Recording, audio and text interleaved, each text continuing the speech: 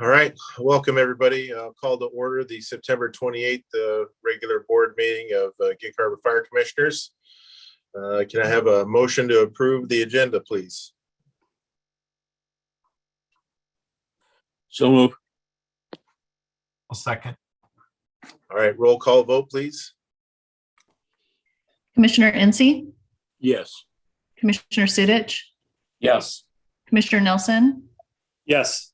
Commissioner Urbina, Yes. Chairman Wilsey. Yes. Any commissioner absences coming up here? I will be out of town at the next meeting date. All right. So I don't think I'm going to be able to make the meeting. So I just asked for an excused absence on that one. Sounds good. Are you gonna try to attend if you have good Wi-Fi or anything, or are you just gonna? I'll kind of have to play it by ear as we get All closer. right. I'll do what I can, but chances are I'm not going to be able to make it. All right, thank you. Any others coming up here? All right, seeing none. Any communications to the board? No communications this week. All right, can I get a motion to approve the minutes of the September 4th regular meeting, September 14th regular meeting? So move. Second. All right, roll call vote, please. Commissioner Incy, Yes. Commissioner Sudich, Yes. Commissioner Nelson, Yes. Commissioner Urbina, Yes. Chairman Wilsey. Yes. How about some voucher approvals? I'll move that we approve the accounts payable vouchers as outlined in the agenda totaling $43,543.51. I'll second it. All right, roll call vote, please. Commissioner Incy, Yes. Commissioner Sudich, Yes. Commissioner Nelson, Yes. Commissioner Urbina, Yes. Chairman Wilsey. Yes. You guys gonna have to figure out who's gonna do that next month if Bryce isn't here. That's like Joe's lap the first, so he's up. All right, local 3390. Any reports from them tonight?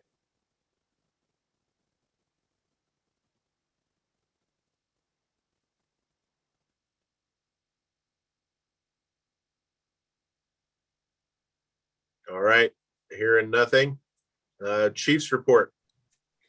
Thank you, Commissioner. First off, we have Chief Johnson's going to update us about the well and the pump at 1558 and Point Fosdick.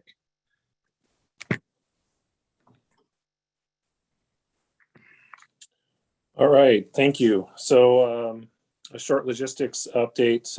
Last week, the well pump that serves Station 50 and 58 went out. We were able to kind of limp it through, actually more than a week ago. We were able to limp it through last weekend. And then finally, later on last week, basically it became more of a problem. We've been working on the fix. We blame lots of things on COVID, but we're currently still searching for a pump. We have a temporary fix that the city helped us lay some water line from one of the fire hydrants. We've tested the water, it's okay to drink. So that's a temporary fix. Tomorrow, actually, we are pulling the well out of the pump out of the well. So there'll be a crane set up working on that process. Once we pull the pump out and verify, we believe we may have found a pump and organ that we can acquire, and we'll get that fixed. But currently we're on a temporary fix hooked up to one of the city's fire hydrants. Any questions about that project that's underway? Perfect. The next one today, I had a meeting with County Roads.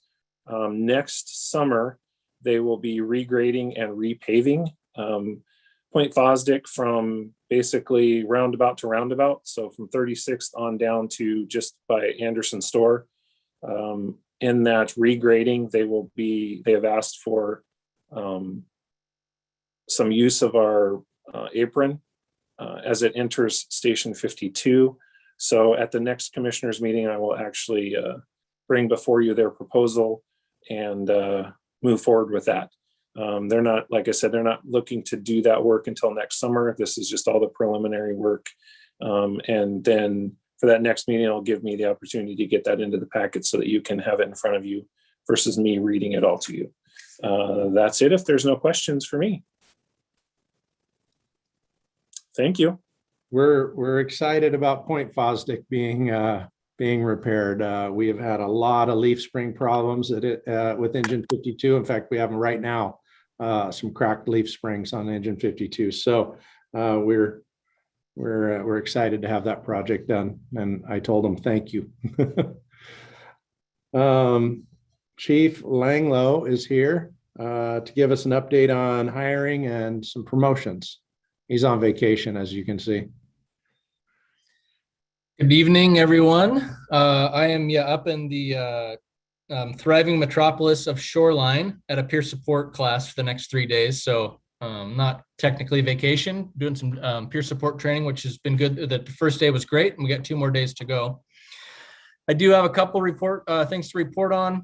First one, I talked with both Commissioner Nelson and Commissioner Sudich today, but we finalized our insurance renewal with Fournier for next year. Last meeting, it was reported that we would see a 6.8% premium increase year over year.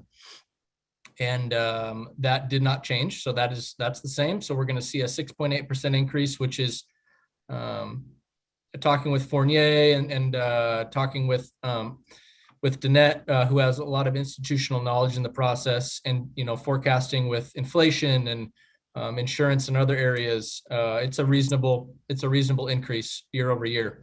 And so we've agreed to that 6.8% as part of the co-op for next year. The premium renewal date is actually 10/1. So we go 10/1 to 9/30 every year. And so that process is moving forward. All the other co-op participants have signed on as well. And so Fournier will get that process moved through. Next we would have, next on my list is hiring, firefighter paramedic hiring. We're moving 34 candidates, entry-level and lateral candidates, onto chief's interviews. Those are going to happen the first 10 days of October. Chief Doan and Chief Meyer will be sitting in on those interviews. And they'll be doing those when their schedule allows in the first 10 days of October. So we have a total of 4 lateral candidates, 3 lateral paramedics, and 1 lateral firefighter. 3 of the 4 laterals are from out of state. And so this year we opened up our paramedic process to out of state candidates, which so far has netted us 2 candidates that are moving on to chiefs. So that'll be good for us. And then 30 entry-level firefighter candidates that are mostly from Washington, but all over the country. Still looking to hire those people at the 1st of January. We're working with Chief Meyer and Chief Lyon to identify the academy preference and when those start dates are based on who has availability. And we'll refine that as we get closer, certainly when they have conditional job offers. And still, we're getting close, but still refining how many we're going to hire as we work in the new, now that we've ready to give you a first draft of your budget tonight, you'll see our M&O and our ongoing expenses. We have pretty well refined, and now we'll move into the new expenses in the next couple of weeks. And so that'll help us lock in how many we're going to hire. But we know we need to hire at least 6 to be basically net neutral from the vacant positions that we have through retirements. The last thing I want to, at least from an HR perspective, update you on is we have our promotional process going on right now, right in the throes of it. So this week, today was actually day 2, tomorrow's day 3 of our written and tactics portion of the promotional process. Just as a reminder, it's a process that we run every 2 years, and the list goes live January 1st and then runs through December 31st, 2 years later. We have 14 lieutenant candidates and 2 battalion chief candidates that are testing this year, or this go around for the I guess it would be the 22 and 23 calendar years. After written and tactics, they'll move on. Those that passed both of those sections will move on to panel interviews. Those will take place October 18, 19, and 20. And then we'll have a provisional list out shortly after the last interview on the 20th. And then there's a contractual 3-week review period that'll take us into right in the middle of just the 3rd week in November. Between the 2nd and 3rd week in November, we'll certify the list, and that'll be the list we'll go with moving into next calendar year. And that leads me into my last part of the Chiefs report, and that is we sent out a 4-platoon timeline that Chief Meyer and I worked on together and identified kind of the dates that we were looking at with some of the important events that are happening as we're working on transitioning to 4-platoon. And we have a go live date of January 1st of 2022. That's going to be our first shift on the 4-platoon. We'll continue to work with 3390 on identifying the transition plan. And that'll become more refined when we have our bid process done just before Thanksgiving. So that process is moving along, and you should have seen an email from me with a timeline and a calendar. It will be, for what it's worth, it will be B shift working on January 1st of 2022, and it'll be our first day on 4-platoon. And Chief Doan, that's all I have unless there's any questions.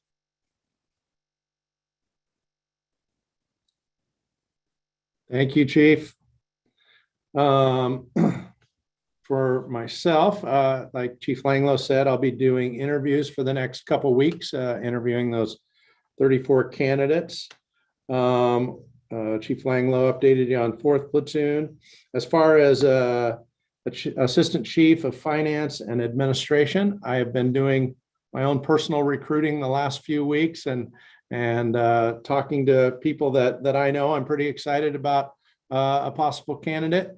But if it doesn't work out, we'll probably post the job in the next week or so.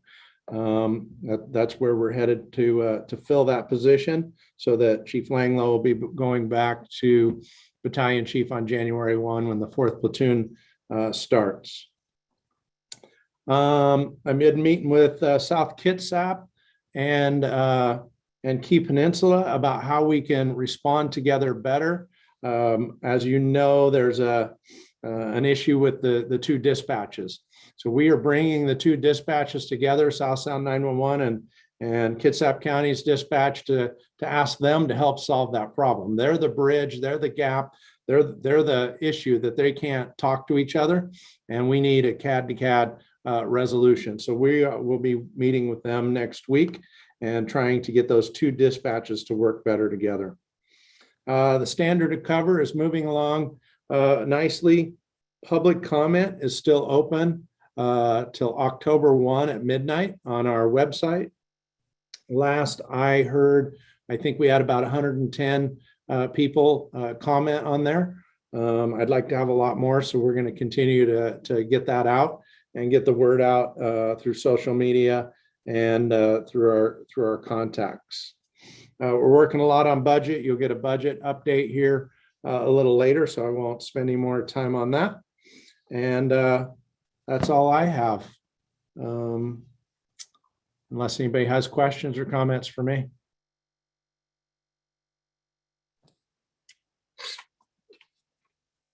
Doesn't look like it. All right. Is that everything, Chief?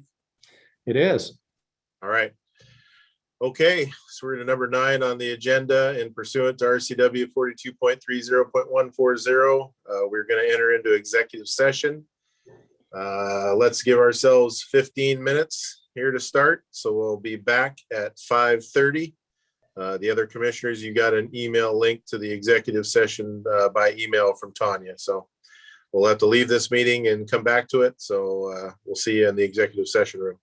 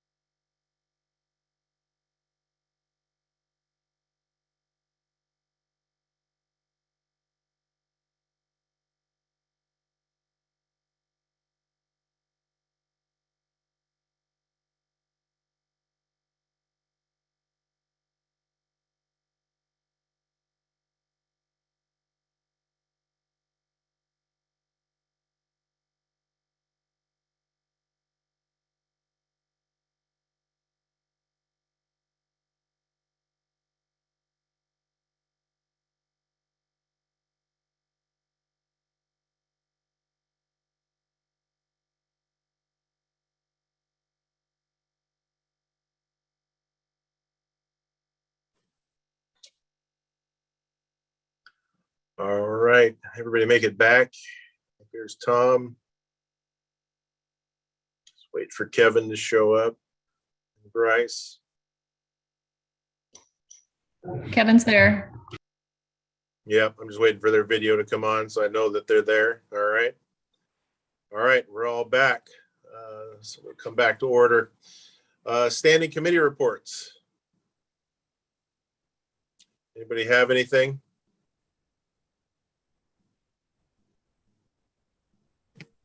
I would just like to thank Chief Langlow and Chief Johnson for the way they handled this insurance situation with Fournier and how they're planning on doing it in the future.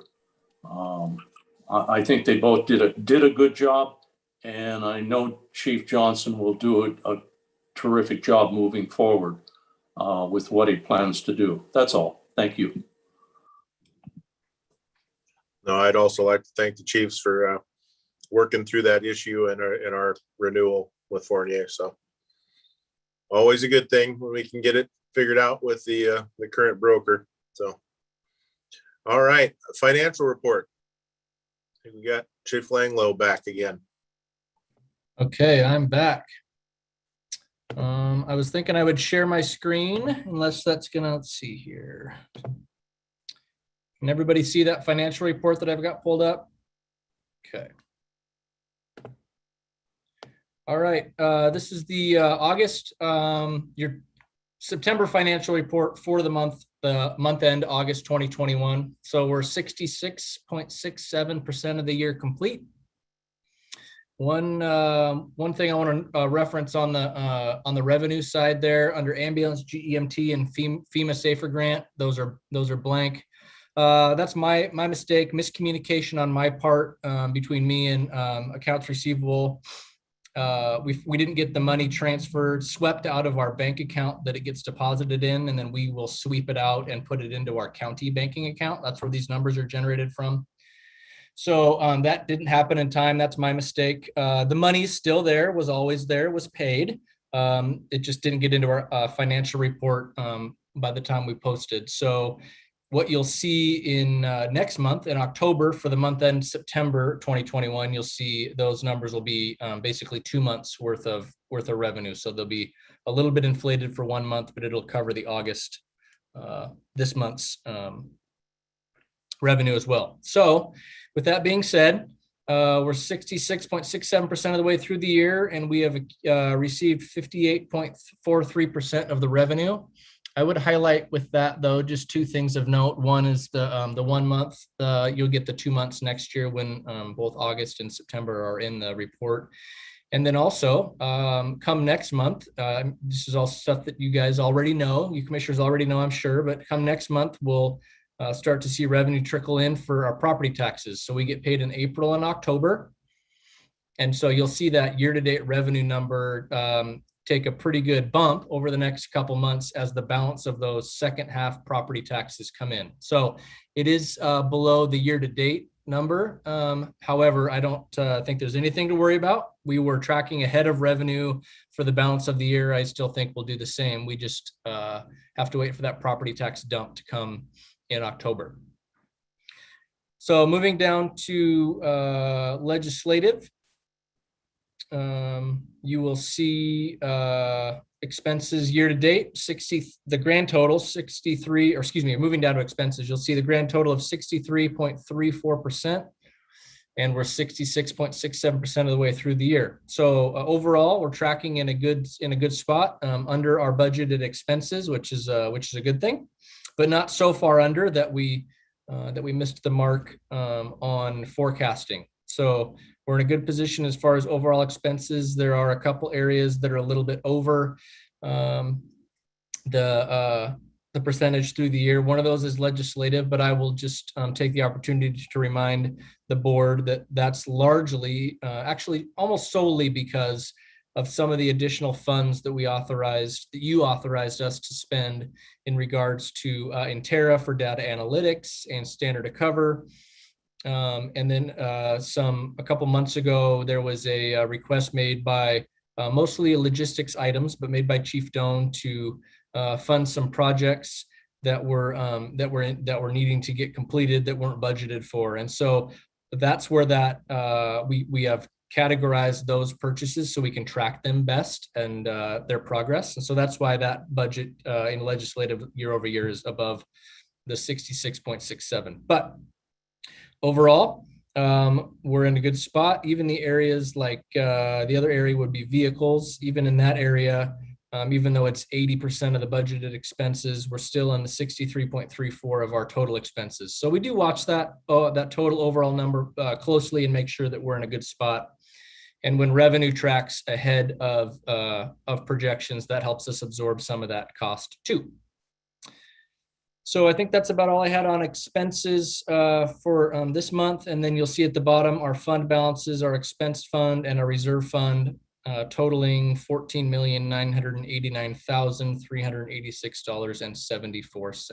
And then as I've done with the past months, I will just highlight that we keep 2 months. The board requires us to keep 2 months operating cash on hand for our 2 months of our budgeted expenses. That's a total of 4.955 million. And you can see we have 6.55 million in there now. So that is my August 21 financial report. And unless you have any questions from the board, then Commissioner Wilsey, Chairman Wilsey, that's what I have. All right, thank you, Chief. Are any questions for that budget recap there? All right, seeing none, thank you, Chief. All right, that'll move on to Chairman's report. I just want to briefly touch base on the meeting format. Last night, we did a special meeting for a capital facilities plan, and we did a hybrid. We had some audio issues during that meeting, according to our audience. So that's why we were back on full on Zoom this evening. And I think we'll be on Zoom for the foreseeable future at this time. We'll keep everybody updated though, as soon as we get those audio issues fixed, we'll get back to that hybrid and be able to meet in person and also enjoy folks that will be able to come to us via virtual. So with that, we'll move on to old business. And kind of like I said, we had a special meeting last night, but we have it on old business today. Capital Facilities Plan update. Commissioners Nelson and Urbina. Commissioner, sorry to kind of drop that on you. We didn't, since you were on the committee, we put your names there, but let me kick us off if you don't mind. By your looks, I think it's okay. So we did a work session yesterday that is up online. We are going to post by the end of the week an updated draft capital facilities plan should be up on the website for everyone to see. Kind of our timeline here is we have a couple months to digest what we presented to you. But to keep us moving down the road, I've been working with Liz Loomis and the Chairman. We'll see if you're okay with it. I'd like to have a public hearing on the draft by November 9th. So that gives us between now and November 9th to kind of work that over, for you guys to give me more suggestions, for us to refine that capital facilities plan. And then we can have a public hearing on November 9th. Liz Loomis will help us get that out to the community so that everybody knows and can seize it. And we have that. Then we'll take public input during that time and schedule the adoption of our capital facilities plan on December 14th. Now, that adoption may be the entire plan, but through that, then the commissioners will decide how much of that you want to, or if any, go out to bond. So we'll do public hearing draft November 9th, adopt the capital facilities plan in its entirety on December 14th, but we should be discussing how much of that you'll want to go out to a bond for. And then we need to plan for April to do a resolution to go to a bond for an August election time. So that's kind of the draft timeline that I wanted to go over with you and get your approval, or at least you give me your feedback over the next couple of weeks. Another thing that I need to get for you is the assessed valuation for our property so that you have some numbers there to work with, and I'll be working on that very soon. So unless anybody has anything else or any feedback or public on the capital facilities plan, that's all I have for right now, if you're okay with that timeline. I just had a quick clarification, Chief. I think on some of the information, it said an April election and you just said the August. So is it the August or is it the April that we're shooting? Again, that's kind of your call. Yeah. But I'm thinking August is a better date, and that's the advice we're getting from Liz Loomis also, is August rather than November, and that April's a little soon.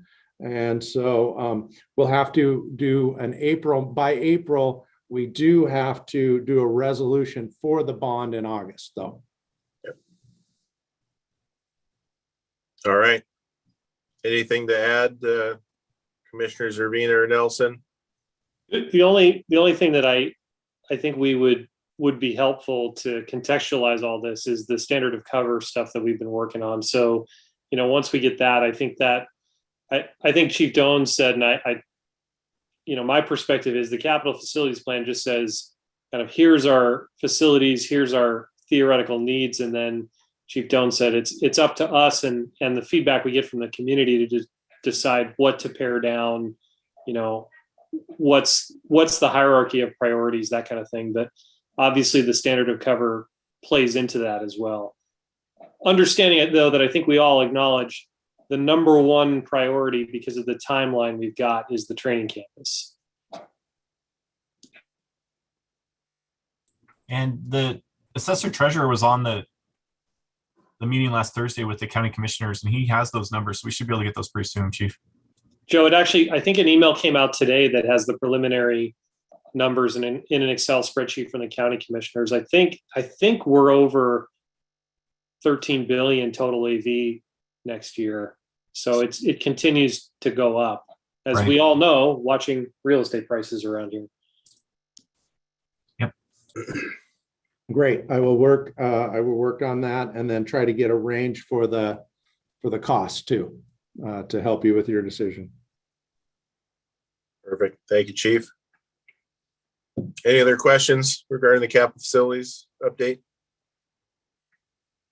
All right, seeing none, we'll move on to new business. Alex, Tom raised his hand. I think he has a question. Oh, I'm kind of slow on the uptake, trying to find the unmute button. I asked the same question last night, and it still kind of bothers me. 14 years ago, we paid, and make no mistake, Rice Fergus Miller is the top quality architects when it comes to the fire service. So I'm not criticizing them. But we paid for the conceptual drawing and the blueprints and all that. And then last night, I'm seeing that I'm not sure what we're paying for. Maybe Bryce or Joe, you could answer that.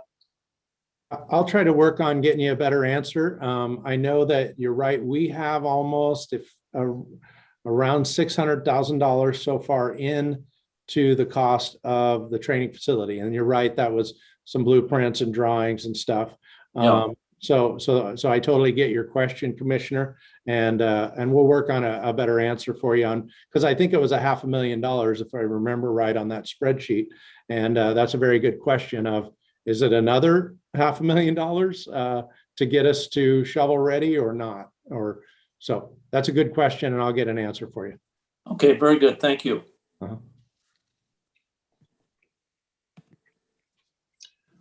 all right. Moving on, new business. I think we got Chief Langlow back again to talk about more budget planning here. First draft stuff. Okay, good evening again. I promise, I shouldn't promise. I think this is the last time I'm on the agenda tonight, so you don't have to see my face again after this presentation, I promise. And I'll even share my screen again, and so it'll even make my presence even smaller. So I'm going to share my screen, go over a couple things with this first draft hearing of the budget, and then I'm certainly available to entertain any questions.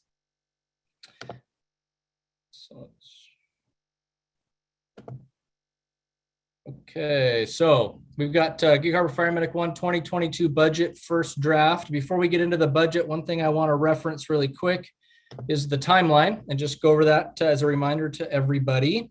So we are at September 28, 2021, budget hearing first draft. And then October 12th, your next scheduled commissioners meeting, we will have budget hearing second draft. October 26th, revenue hearing and final draft, period of time for final revisions. And then budget approved, it's scheduled right now, budget approved by Board of Fire Commissioners on November 23, 2021. And so I just wanted to reference that.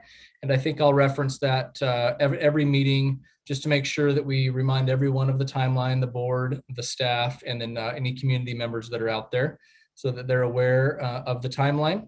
And so let's get into first draft here. And just as a reminder, what we have done the last several or a couple years at least, and we did again this year, is this first draft is covering what we have historically dubbed as the M&O expenses, what it costs ongoing to keep have our employees, the salaries, benefits, keep the lights on in our buildings, continue to pay for water, utilities, any ongoing expenses that we're carrying year over year are included in this first draft of the budget. Anything that is new, quote unquote, either a significant increase in a line item or something that's brand new requested, those aren't included yet. Those are being cataloged and categorized, and the team is continuing to work through those item by item based on revenue projections and based on what we're going to cash carry forward into 2022 from 2021.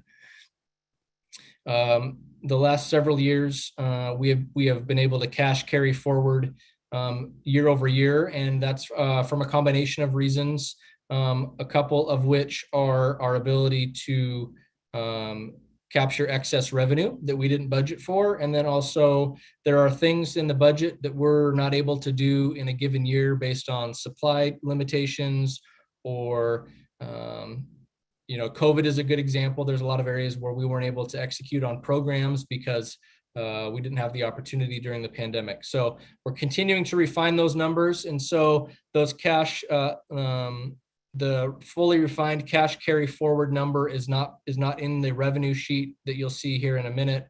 And so we anticipate that number is going to certainly bring the total available for expenses up.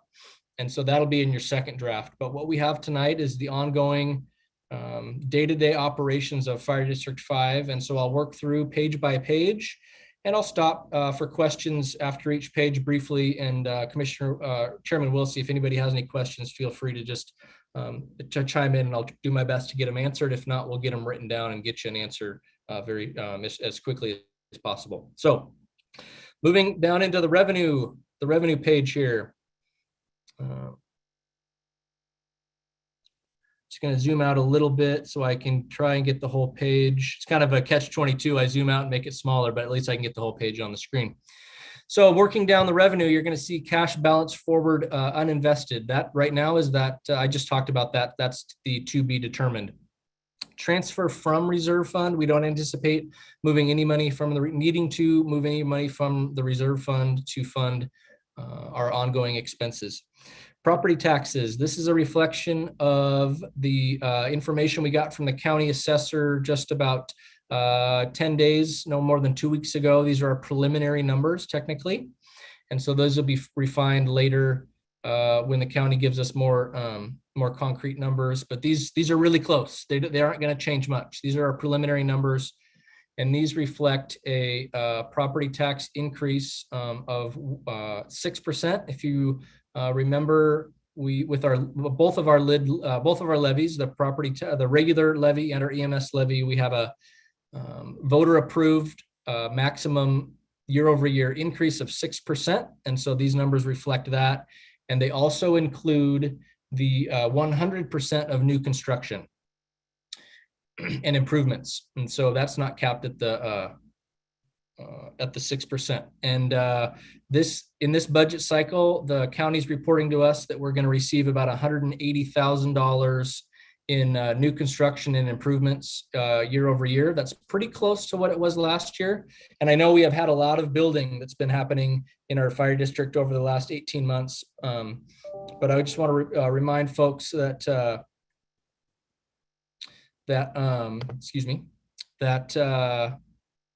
a lot of this construction that's ongoing, we're not going to see it until next year when it's improved and finished, and we get the full capture of any new construction. So moving down, FEMA Safer Grant. We're in the last.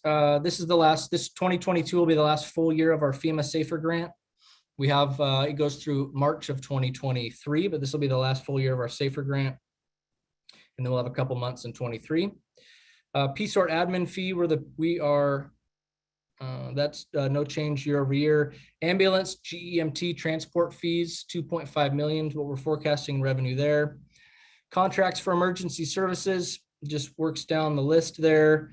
And many of these are contractual, some of which are based on property tax assessed values.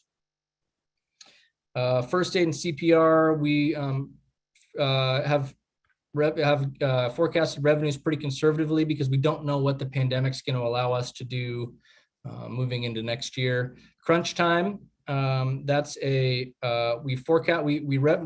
plan for the revenue, and then we also plan for the expense. You'll see that later in the expense side. So that's a equal 1-for-1 in and out. So you'll see that on the expense side. Investment interest on our expense and reserve accounts. Room rentals, we don't forecast revenue for room rentals because that's not a business we're really in very much at all anymore. Donations are down over the last couple of years, so we forecast conservatively there. And then other miscellaneous, 39,750 forecasting there. That, like it says, it covers some L&I reimbursement for return to work on injuries that if we're bringing folks back to light duty. There's a incentive for us as an organization to do that, and then surplus and et cetera. It's kind of the catch-all for all of the other revenues that we capture year over year. So that looks on the screen. It's a little hard to see, but because it's covered up by the page number. But the total available for expenses right now. Oh, I'm sorry. End of year cash on hand right now it's set at 785. It really is a reflection of. We haven't totally refined that number on what we're going to cash carry forward. So that'll get refined as we move in the process. But total available for expenses, $30,641,033. And then, so that's revenue. Any questions for me on the revenue side? Okay, we'll move on to expense. So this is a roll up. You have it in your packets, but this is a roll up by division, by area of our forecasted expenses for the first draft. I'll just take you right to the bottom because I think that's the number that most people catch on to. 30,618,252. So that between what we have in revenue and what we have in expense, that doesn't leave us a lot of room to do much new. However, I think I won't beat a dead horse any longer than this time, but we believe we're going to cash carry forward money into 2022. We're just not sure exactly how much. So we will have money that'll be freed up to do projects that aren't identified in the expense, and you'll see it currently in the expense side, and you'll see that in a couple of weeks. Legislative and commissioners. Here, I have nothing specifically to highlight in this area. As we move down the page, we did forecast for some election costs. We don't know exactly when or when the election's going to be held, but we do have election costs. It costs the fire district money to put a ballot measure on the ballot, and it's a reflection. How much we spend on a ballot measure is dependent upon how many other ballot measures are on the ballot. So we do get to share that cost with putting the ballot out. And so we looked back at other years that we were in a similar situation. And so we use $60,000 as a good baseline benchmark for us to start with there. And this second page 17 in your packet, it's a breakout of the legislative area for certain things that we want to highlight that are specific enough for us to get onto the second page. And so Chief John Johnson's continuing to refine the capital other professional services area where we have the strategic planning and CFP development. He's continuing to refine that area based on our capital facilities work that's already been completed, how much is left for this year, and then what we're going to need to expect, if anything, for next year. Moving down into financial records and administration. Don't have anything to highlight on the first page here. It's a continuation of operating the district, keeping the district functioning at the level that it's at. Oh, one thing I will mention as I move further down into this is as far as salaries and benefits, we have included a 5% cost of living adjustment for local 3390 employees and the employees that have cost of living adjustments in their personal services contracts. So those numbers are already in those salaries and deferred compensation and benefits numbers. That's already part of it, and it's already reflected in there. And so we there's no reason to expect any change in those salary and benefit numbers unless we add positions. Then we'll see a change there. But those numbers are already baked into that total. So I wanted to make sure. Sorry, I forgot about that. I wanted to highlight that at the beginning. So moving down into financial records administration, the one I would like to highlight on this slightly more detailed page is this is where we're including Intera. Intera is technically new to us this year, but it's an ongoing cost moving into next year. So we're including Intera in the professional services contracts area. And I wanted to just highlight that because that was a change and an addition there. Information technology and data processing. This is an area. So on the main roll-up page, nothing to highlight here. I'm going to talk a little bit about this contract for IT services here on the next page with a little more detail. This is an area too that Chief Johnson is working with IT. It looks like we expect the Central Pierce projections for our IT share on or about the 1st of October. So we'll be able to plug numbers in anything that Central Pierce is responsible for. Is responsible for providing for us, and that'll help us refine that budget number. Really, in any line item that they participate in or they cover, and then bill for and they bill service to us. Would be a pretty good indication of this 190,349. That's a lot of what Central Pierce we contract for. So we'll have those numbers refined when they get us those projections.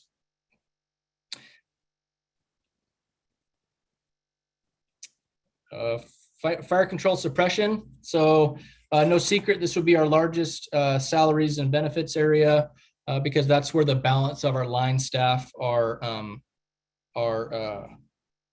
categorized and are logged as far as the budget goes.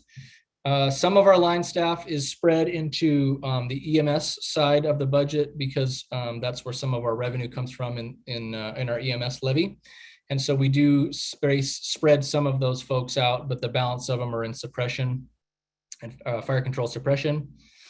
And so these are ongoing costs, the district to operate in the suppression area. I'll move down to the detailed page, provides a little more detail, and I'll zoom in a little bit and we'll just scroll with me because that's a little small. So this is where a pretty good chunk of our overtime gets broken out into based on the requests, the year-over-year requests of our team leads and Assistant Chief Todd Meyer. Again, no new items in here other than current items that increased their cost. You'll see more new, and I'm sure we'll spend more time specifically on any new items in a couple of weeks. But these are all ongoing. I will highlight here under 522-203503, Class B foam replacement. That's asterisk because it's a one-time cost. We also had that in the budget this year, but we were unable to complete that process of replacing the Class B foam with a new product. We have removed all of our Class B foam from our apparatus. We just have not. The Class B foam tanks are sitting empty on the engines right now. We still carry Class A foam for our normal standard combustibles, but we don't carry any Class B foam right now. We're working on replacement. So I wanted to highlight that because that's a carryover year over year.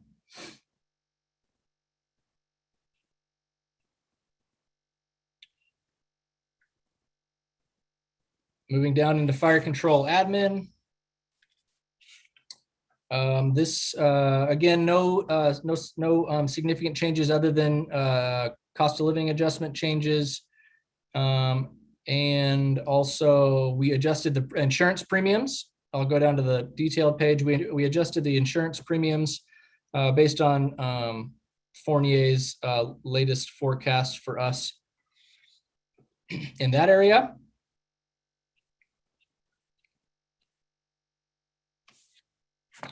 Moving on into communications, what I would like to highlight on communications, I'm going to go down to the detailed page here. What I'd like to highlight in communications is the 522-284104, which is radio subscriber fee. We are still continuing to work with Pierce County Radio on identifying what our radio subscriber fee is going to be going into 2022. That's based on per unit. There's a user fee associated with each portable and mobile radio. And so when they get us those numbers, we anticipate shortly that we'll refine that number. I don't think it will move significantly, but we do need to refine it and make sure that we're getting billed properly for all of our portable radios and mobile radios. Fire control prevention.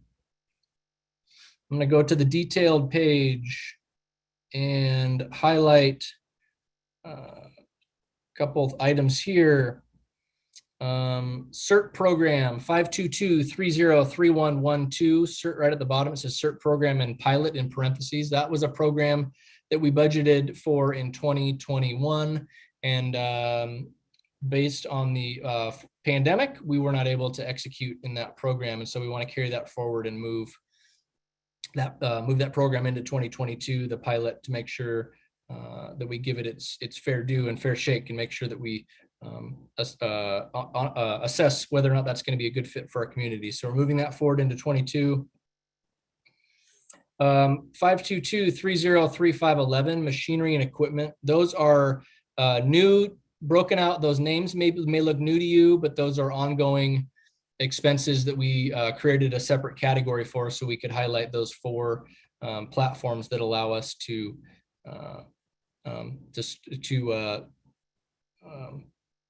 catalog and archive our social media channels and platforms. And also wanted to highlight here under prevention certification fees, we have backup inspector training. Abe Edmondson just started in the prevention division as of a few weeks ago. So congratulations to Abe. He's a prevention firefighter, and we're carrying that backup inspector training number forward into 22, so we can work on getting a backup inspector in place for Paul Hayes. Moving to fire control training. Continuing to refine fire control training. Nothing specific that I wanted to highlight on this on the breakout page. These are just numbers that reflect ongoing expenses, carry over year,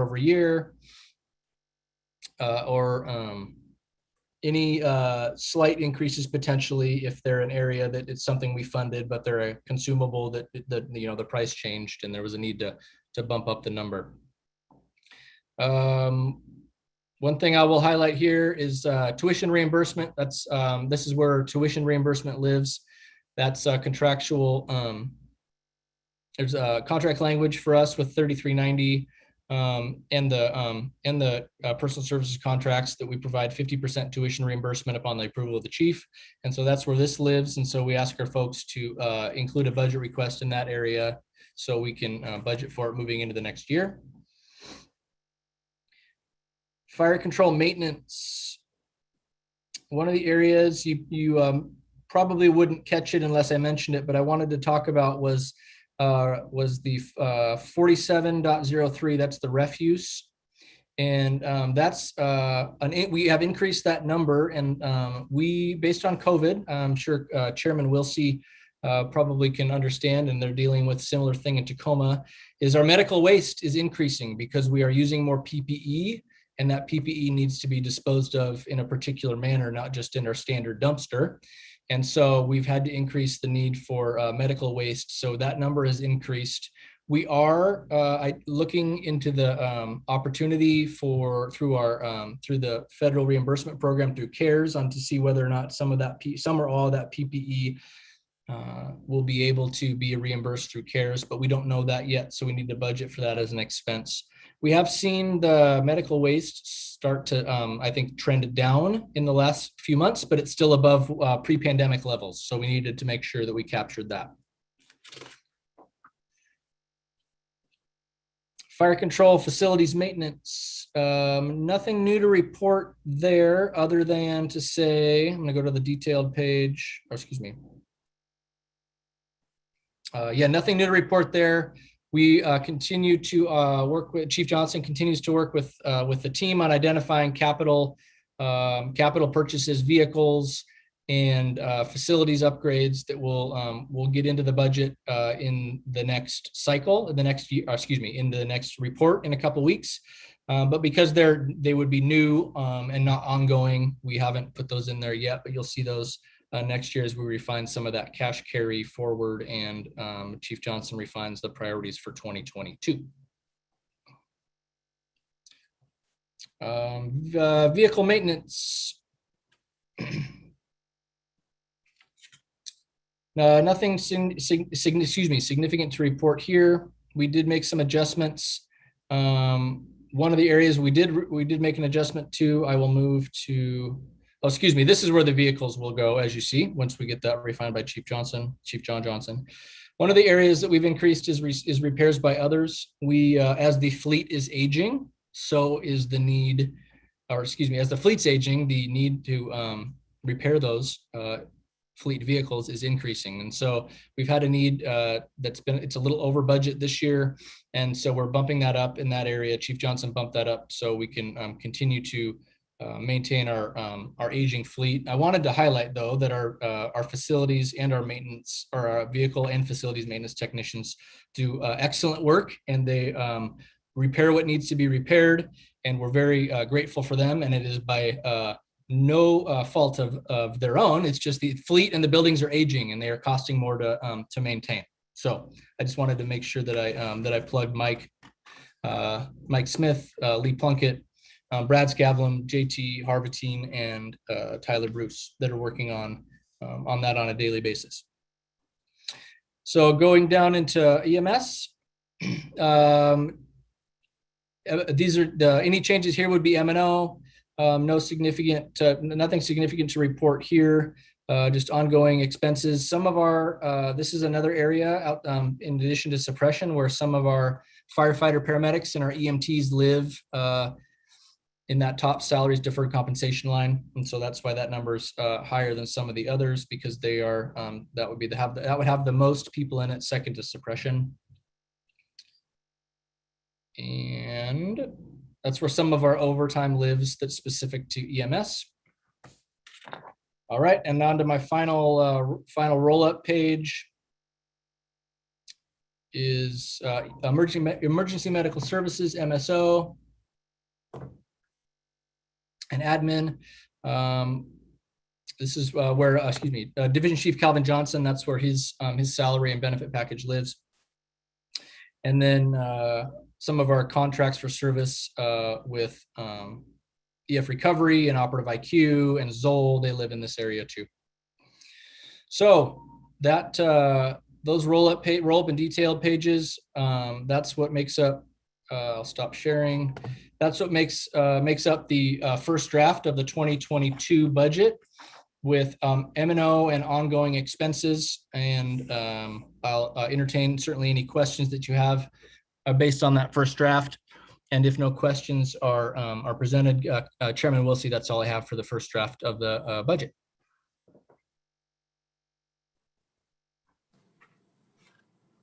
All right. Any questions for Chief Langlow on the budget first draft?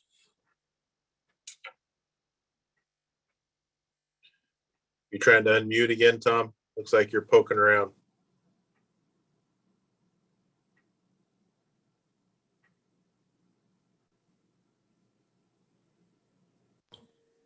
Nope, just playing with the screen. Okay. I'm still learning. All right. Aren't we all? All right. No questions. Thank you, Chief. We'll see you next one. All right. Resolution 2021-17, some surplus equipment. Chief Johnson. All right, everybody. Let me share my screen here. First, we'll, as Nick went through the budget, as he stated a few times there, our fleet is aging. Our support vehicles were really aging. Fortunately, we were able to replace some of those this year. And so what we're surplusing is some of those vehicles that were really aged. I hope that worked.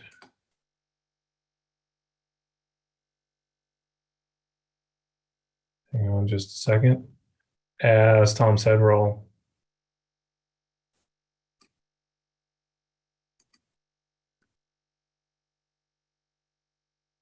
Can you see Appendix A? Yep. Perfect. So Appendix A lists 7 vehicles. Number 1, we're asking surplus is a 2003 Dodge Caravan, 18 years old. And as you can see, listed out as each vehicle, their year, the VIN, and the mileage. So first one is the Dodge Caravan. Second one would be a 1997 Chevy Suburban. I totally missed the date or the year of manufacture for number 3. It's a 1997 E450 medic unit ambulance. The fourth one would be a 1999 Dodge Caravan. The oldest one we have, and it's been around longer than I have, it's had a multitude of missions, is a 1985 F700. That was actually, 36 years old, not a lot of miles, but harder and harder to find parts for. And just a little bit of history, that was actually replaced by a truck and trailer that was acquired through a state Department of Ecology grant. There's a few of those vehicles running around the county, so that was a great help to us. Vehicle number 6 is a 1998 Ford Expedition. And then the last vehicle is a 2005 Dodge Caravan. All these vehicles exceeded their use to us. They were becoming, some of them are being surplus because they were simply costing us more to keep on the road. And I need my fleet guys working on keeping our fire engines on the road. And like I said in the beginning, we were able to replace some of these with some vehicle purchases from this year. So that is Appendix A. And then attached, as I scroll down, Appendix B. Gig Harbor is the lead agency for PSORT, so we're the holder of a lot of the parts and pieces that are carried on vehicles throughout the county. So this is a kind of a conglomeration of some equipment that was pulled off a couple of trench trailers, collapsed trailers. Short of going through each of the items, they're all for those purposes, and they were all deemed surplus by the PSORT group, and that is why they're on our list. So we're looking to surplus items listed on Appendix B and vehicles owned by Gig Harbor on Appendix A. Are there any questions?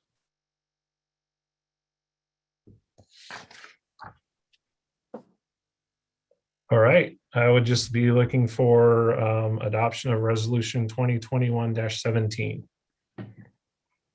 I'll move that we approve resolution 2021-17. Second. All right, it's been moved and seconded. Roll call vote, please.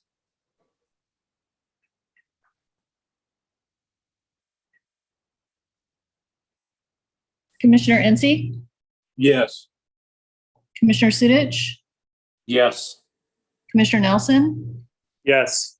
Commissioner Urbina, Yes. Chairman Wolsey. Yes. All right, moves us to open public comment.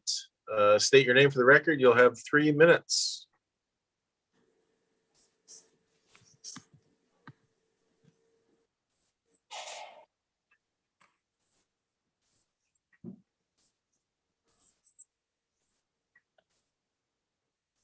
I don't see anybody raising their hand or doing anything there in the participant list, so we'll move on to good of the order.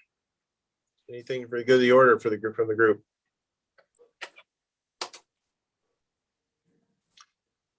All right, hearing none. Number 17, special interests, upcoming events. Looks like we have a chaplain retirement luncheon on October 11th. Then we have a South Sound 911 ribbon cutting. That's for the new facility on Pacific Avenue in Tacoma.